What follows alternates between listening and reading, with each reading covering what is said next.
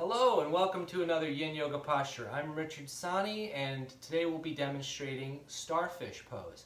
This is a fantastic chest and shoulder opener. Really helps to open that upper area, the pec area, the front of your right shoulders. One of my favorites. One thing I'll quickly show you before we move into the posture is if you have one of these Mexican style blankets, I've got a link to where you can buy these down in the description. They tend to be very affordable, and the great thing about them is that they tend to hold their shape when you fold them up and use them for your proppage. So a very nice blanket.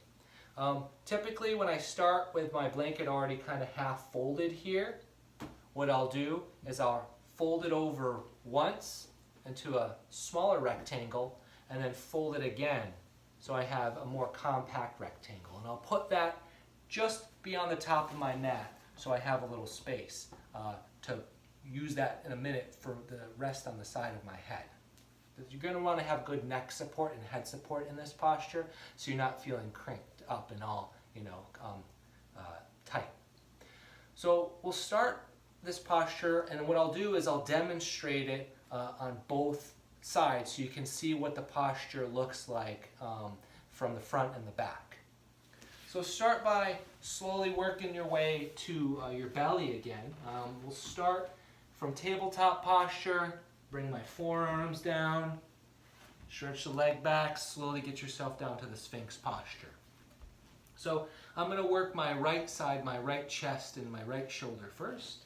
I'll begin by bringing my right arm out to the right side. I have my left hand right by my left rib cage, okay? The right palm can be up or down at any point in this posture. I typically will, when I'm in the full extent of the posture, have my palm up. It feels better for my elbow.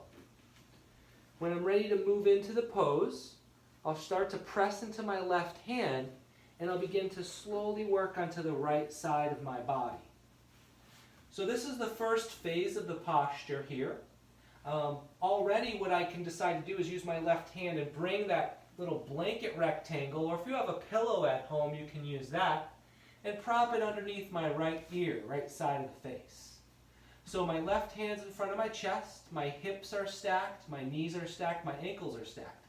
This is the first phase of this posture. Now ideally you can see my right hand is roughly 90 degrees right out from my right side body, but if your body doesn't allow it to be quite 90 degrees, then you can go a little bit of a smaller angle. Okay, but we try to work toward that 90-degree angle. From here, if I want to move a little deeper into the posture, what I can do is lift my left leg, and if my hips allow, I can place my left foot behind my right knee. Now this is another variation of the posture where I can start to allow my left side body to roll back towards my right hand.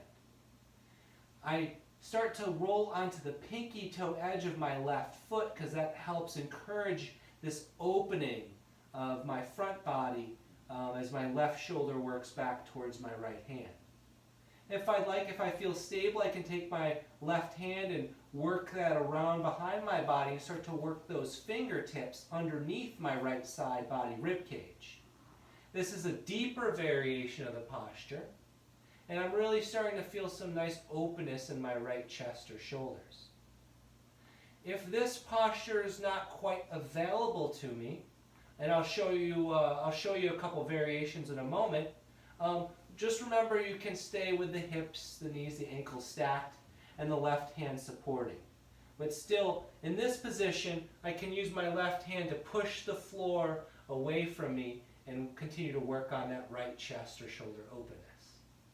When I'm ready to exit the posture, I'll slowly allow myself to stack my hips, stack my knees, stack my ankles. If my hand was back here, I'm going to bring it around and slowly ease myself back onto my belly. When I get back onto the belly, I'll slowly bring that right hand in so it's along the right side body, taking a moment to roll those shoulders out. Always important to do a counter posture. Might reverse the circular motion of my shoulders the opposite direction. And then prepare for the second side here. So now I'm going to stretch my left arm out, bring my right hand in front of my chest, pressing into the floor, working onto my left side body. I take the blanket, place it underneath the side of my face. So if that first side, if the options I made available to you don't quite work for you, then and you were feeling a little unstable or wobbly, something I might try to recommend is take the lower knee, the left knee in this case, and bring it forward. And that way you have kind of like a kickstand for your body here. Now, some people will be fine with just allowing that right foot to just rest on the floor. But if you have a block or another blanket handy, you might want to keep that nearby. And you can see I use that to rest that top leg foot. Now here, I'm free to take that right arm around, work the fingers underneath the left side body if I enjoyed that, and just allow gravity and allow the posture, my body weight helping to kind of peel apart those little tissues in the front left shoulder and chest here.